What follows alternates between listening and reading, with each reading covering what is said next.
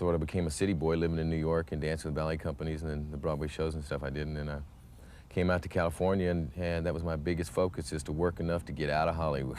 How did you first start? At what age, and where was this? In Texas, obviously? Yeah, Houston, but before Houston grew up, you know, we in the north side of Houston, a place called Brant Stables. My dad was a cowboy, and my grandfather was a cowboy, and my grandfather, you know, he's like typical old cowboy. His legs had been broken against fences many times, and my dad's dream, he was like a displaced cowboy. I mean, I say this, and I believe it. You know, it's like a cowboy that fell in love with a very intensely talented big city girl. Yeah. And you know, he became an engineer, moved away from his cowboy roots. We wound up, you know, as Houston grew up, we wound up selling our horses around when I was around 14, and so I've been without horses for about 15 years, and it had always been real important to me. And to get back to them. Yeah, and especially for my father. You know, I always dreamed about, you know, building a ranch and having him run it, and nice. you know, and handle the horses and handle. When you were a little boy, did you ride much as a kid? Yeah. All we could do with Dirty Dancing is do the best, sweetest movie we possibly could pull off and try to affect people's hearts. You know, like, and it's interesting because the movies or the situations in a film that have been the most powerful in my life have been the ones where there was the greatest collaboration. And everything I can to just, it's strange to be around people in a performance energy, and I normally live in that energy and I'm not required to, so I keep falling into that and realize, no, I don't have to. I can just kick back and watch everybody else live in a zoo, you know. So while she's doing the show, like when you, I know when well, you're still doing the movies, obviously, but I mean, I know she was very supportive. So now that she's in the play, you go back and you, well, that's nice. I've been doing everything I can. I've been playing assistant, you know, since Rosie, our assistant, has to stay in California, so I've been playing assistant and making phone calls for her and buying eyelash glue and today's sponges. Eyelashes. Stuff like that, you know? Yeah, again, that's not my area. You've never had, it is the most embarrassing thing in the world to walk into the drugstore and ask for today's sponges, you know? Yeah, it's for my wife. Yeah, sure, dude. Just say you're using to polish the car or something. Anyway, yeah, I'm not good at that. I get a lady that, you go buy these for me, I'll meet you outside. We gotta take a, all right, we'll come back. We'll with Patrick Swayze right after this, you guys.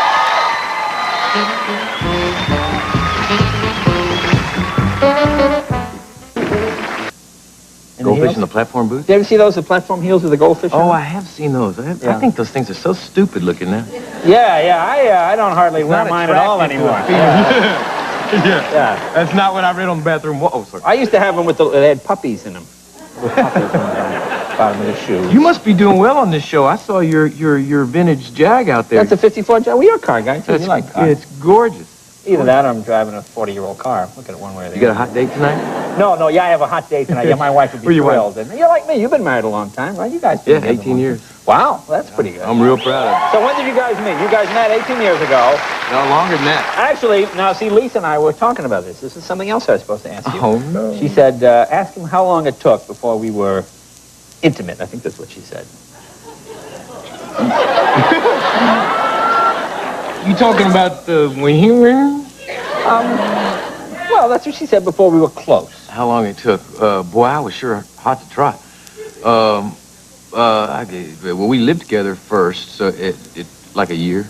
A year. So a year before anything, before you got close. Well, we were close. I see. So she held you off for a year. That's pretty good. It was like I was a bull moose in heat. Yeah, the bull moose in heat. I think that's an attractive image.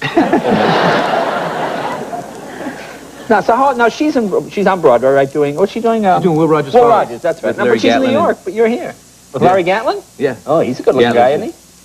Yeah, he's a handsome guy. Kind of like a bull moose in heat. Gatlin is a bull moose in heat, honestly. Sorry, Janice, I'm kidding. So you're here, but how often do you see her now? You don't get to see her at all. Oh, I'm flying back and forth constantly, you know, and trying to just, you know, it sort of feels like, you know, it's like my turn to. With Andre Previn at Jones Hall in Houston a lot of years ago, and fell in love with it. It was interesting, though, in doing this Dirty Dancing, because I had to hold back, you know, because in order to be true to the character, this guy Johnny Castle from the streets of Philadelphia, you know, he's talking like this here, you know, I cleaned him up, you know, so because I figured he wouldn't be quite so street. He would have cleaned up his act in order to look better and be great with the ladies, you know. But it was slightly frustrating. That's why I don't consider Dirty Dancing as my dance movie. You know, that's, you know, I figure the one that Lisa and I are writing together will be my dance movie when I can really blow out the, you know, blow it all out and pull out the stops and go for it. The one moment that I really get to blow it out is towards the end. When I come off that stage and I land, I do that double pirouette and then the double tour in the air down the knee and then start that last number. I was able to sneak in one moment of technical prowess there. But I had a great time doing the movie. It was real hard shooting it. It was just a great group of people because, you know, it could have turned out to be an exploitive piece of fluff. But I feel it really turned out to be a wonderful movie for kids from the point of view of making your dreams come true and not allowing mommy or daddy or society to tell you to give them up. Do you stay in shape?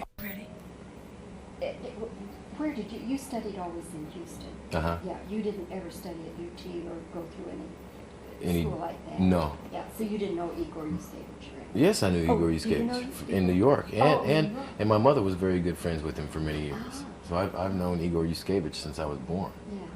I've known, you know, most of the big old teachers, almost.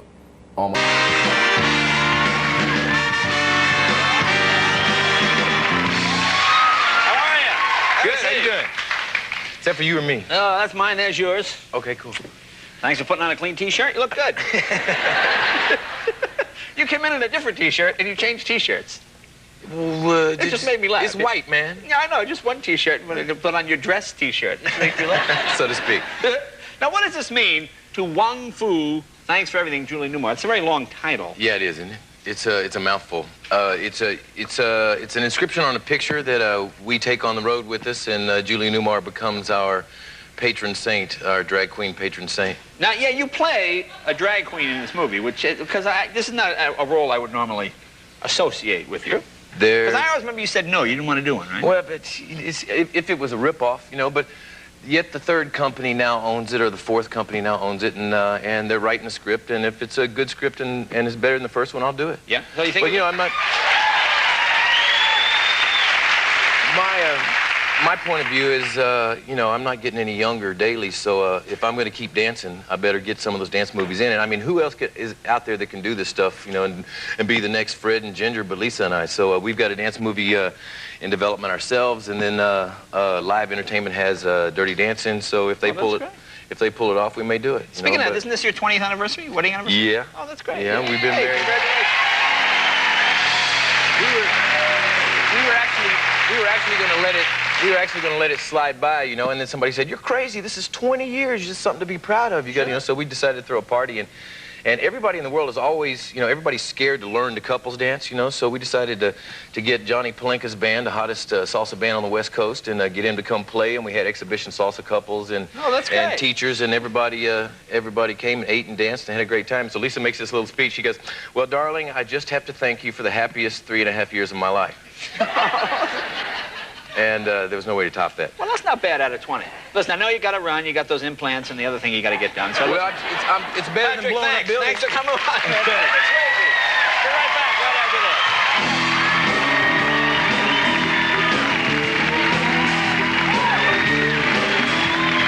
this. Roadhouse was very intentional, you know, because it's I like throwing curveballs in my life, you know, and every time people think they have me pigeonholed, guess what? I come from somewhere else. Yeah.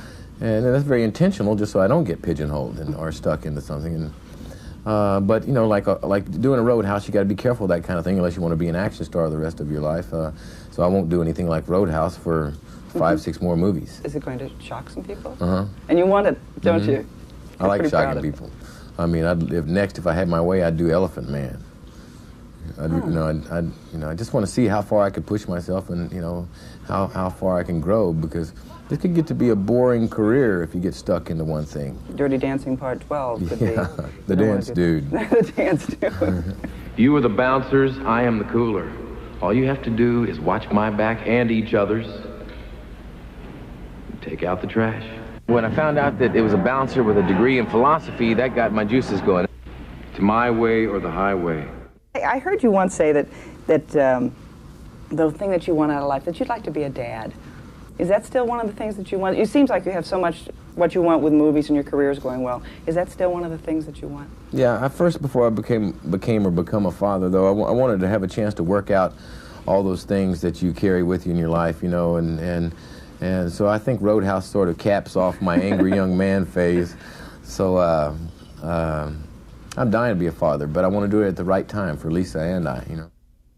He's not what you'd expect. I thought you'd be bigger. Patrick. Hey. Hi. This is Fox on Fox News. Sorry. Congratulations. Go at one at a time. Okay. Are you friends again? No. I'm Fox. She's Fox. How's it going today? Great. We just had a new Egyptian raised baby born at the ranch today, a little colt. You did? I was up in the mountains. Oh, were you? Okay, I lost my throat. So I apologize.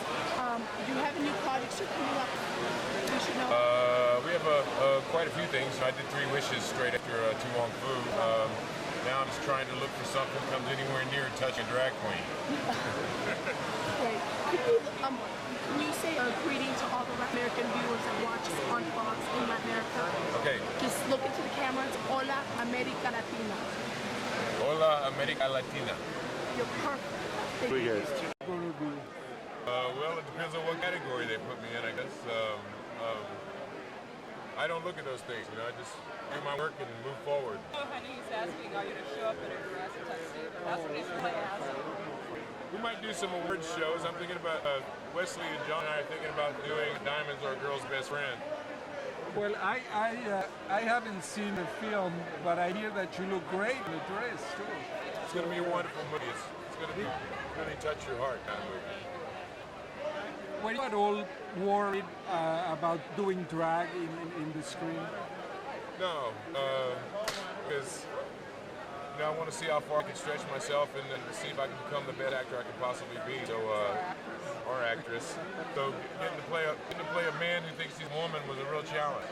Well, great. I'm looking forward to that. I guess we'll have a junket, right? And we'll get to talk to you when the movie comes out, which will be when it's coming out. I think it's going to be out like spring. I've got 3 coming out back to back. Tall Tale, that I played an Old West character, and Wong Fu, that I played a drag queen, and then I'm doing 3 Wishes right now. I like all the talk about the shrimp. I like the shrimp. Thanks a lot. Good luck tonight.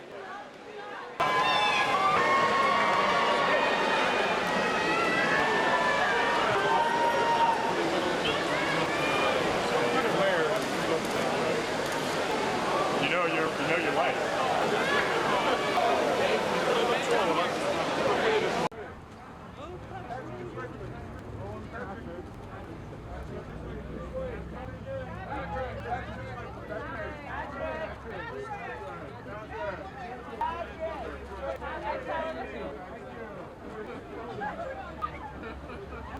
Hi, TV.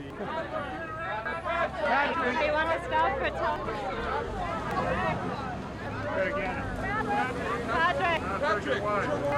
Patrick, you want to turn around for TV? Hi, how are you tonight? Good, how you doing? How do you feel about a movie like this that you're going to be seeing tonight about Vietnam and all that? Well, you'd actually read the script. I wanted to do this movie real bad. I think it's with the script, it's a wonderful film, and I'm looking forward to finding out if it's a good movie. You said you were up for a part for this movie, or? Yeah, I wanted to do the role. Which role was that?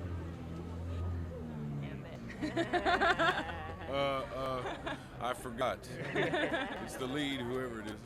What are you doing right now currently? What movie? Shooting Ghost. I just came from there. Just finished shooting. What's that movie about? It's about a guy who doesn't really learn how to love until after he's dead. It's a comedy. It's a comedy. Whoopi Goldberg, Demi Moore. Patrick, hello. Great. You're in the city of Troy, John. Yeah, hi, how are you? Good. So you heard about the protest out there tonight? Yeah. We saw a little bit of it coming in. Saw a little bit of it. Some of it's on the up and up, and some of it I don't agree with. I think everyone has a right to speak out. You know, I don't. And the people in the film industry. Yeah. I don't necessarily believe in pushing my beliefs off on anyone else. It's just like, you know, but they've got the right, so go for it. You know, it's a free country. Huh? No, it's just a real honor to be here. There's a lot of, yes, I'm presenting an original score. Hi. Patrick up top. Patrick, please up, please up, please also. Patrick. And Patrick, Lisa, right here, please. Please also here, please. Wait, here you go. Patrick, Lisa. Lisa, please. I'm on mute, man. I gotta take 2 seconds. Patrick. Yeah, Patrick. Patrick, Lisa, can we get you cheek to cheek? You're real nice. Right here, Patrick. There we go. Nice. Hey, I gotta tell you guys, she just became a licensed aircraft pilot today. Congratulations! All right. She's got wings. Proud of her. All right. Okay. Where are you gonna first fly to? Oh man. Well, we've already put about 107,000 miles on our airplanes ourselves. Wow. How are you? Congratulations. I'm Tim with Ice Good Time for Magic. Oh, absolutely. I know we talk about all the time that we do, because with everything that we used to believe in being cliche, you need something. You know, and that's why this movie Three Wishes stuck in my life for so long. It kept coming back and coming back, and you know, finally Cliff and Ellen Green got it off the ground, and we kind of felt like one of those movies you were destined to do. It didn't matter what it did at the box office. It was so special for you, your heart.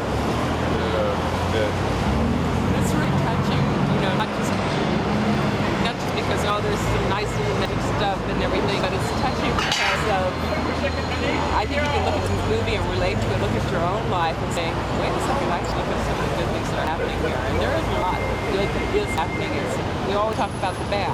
I know you have to move on pretty soon, but I was wondering if you did a short station out for the Finnish station that we work for, and put this show on the show. It's called Top 40 in Finland. To show your name and what you do. Top 40 film.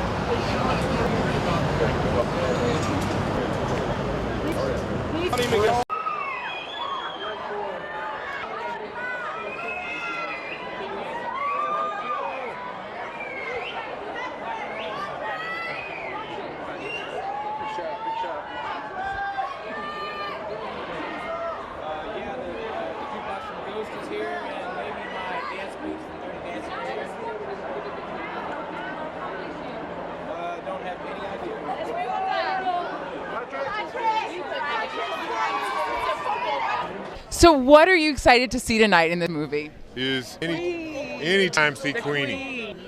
She is queen, and she knows it. Did you see her? She's behind us now. We've been following her, and she just does the thing for the camera. It's a woman that knows what she's about and who she is.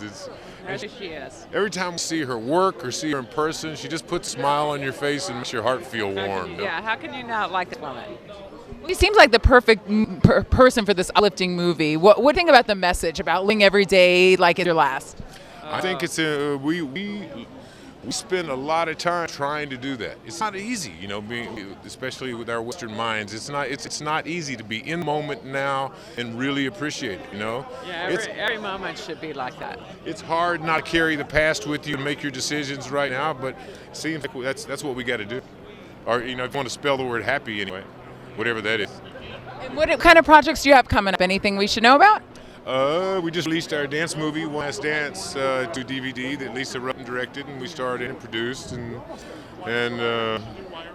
just released a very cool little dark English comedy that I did with Maggie Smith and Rowan Atkinson and Kristen Scott Thomas in the UK. It was a lot of fun. It's very funny, very trippy, and about a quirky family who's got a lot of problems, and because of the appearance of this new nanny, with mysterious, strange things start happening and their lives get better.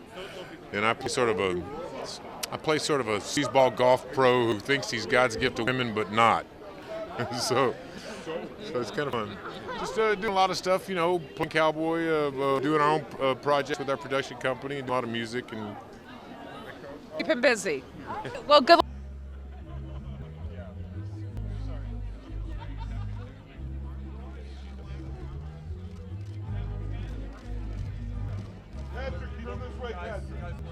On your left. On your left, both on your left.